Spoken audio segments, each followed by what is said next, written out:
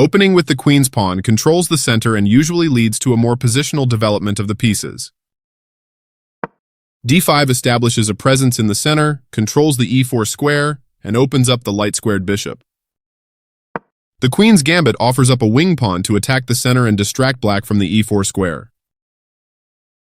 The queen's gambit accepted immediately captures the c4 pawn, and forces white to prove an advantage with one less pawn.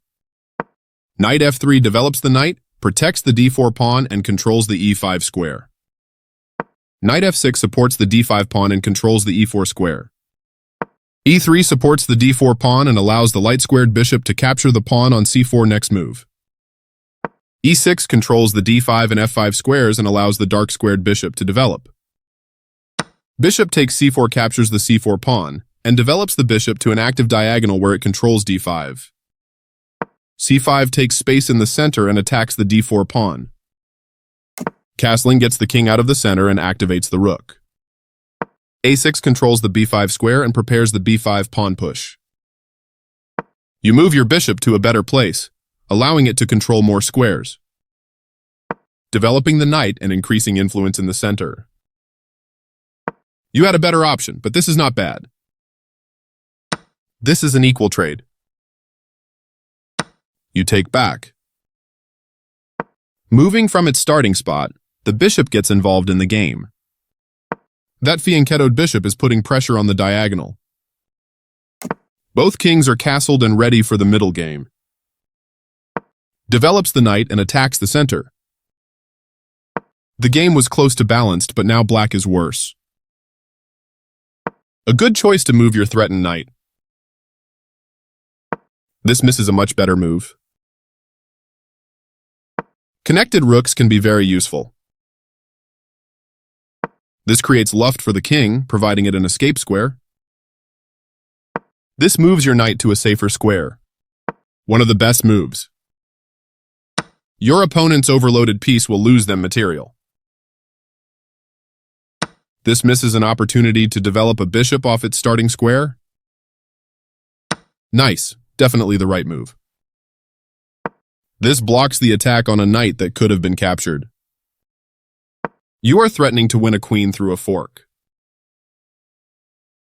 After all captures, this is an equal trade. Recapturing. A very strong play. Your rook eyes the open file, which helps control critical squares. The rook is now on an open file, which helps control squares across the board. You've moved your piece to a powerful square. This misses an opportunity to offer an equal trade of pieces. Well done, an excellent move.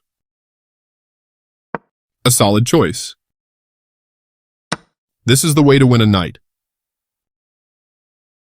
One of the best moves. You've pinned your opponent's knight, which restricts its mobility. The knight is now adequately defended. Threatening that pinned piece is going to win you material. This creates a counter threat against the knight, as opposed to retreating. This is the way to win a bishop. Takes back. Nice, you found a way to win a rook. A very strong play. Taking that pawn will win material for you after the follow-up trades. Recaptures. This is a fine move. Takes back. You captured back. This defends the attacked pawn. You will win a pawn with a fork. This places a rook on the 7th rank where it can be highly active. You captured that free pawn. A solid choice. You won a pawn for free. Placing a rook behind an opposing passed pawn can inhibit the pawn's ability to promote.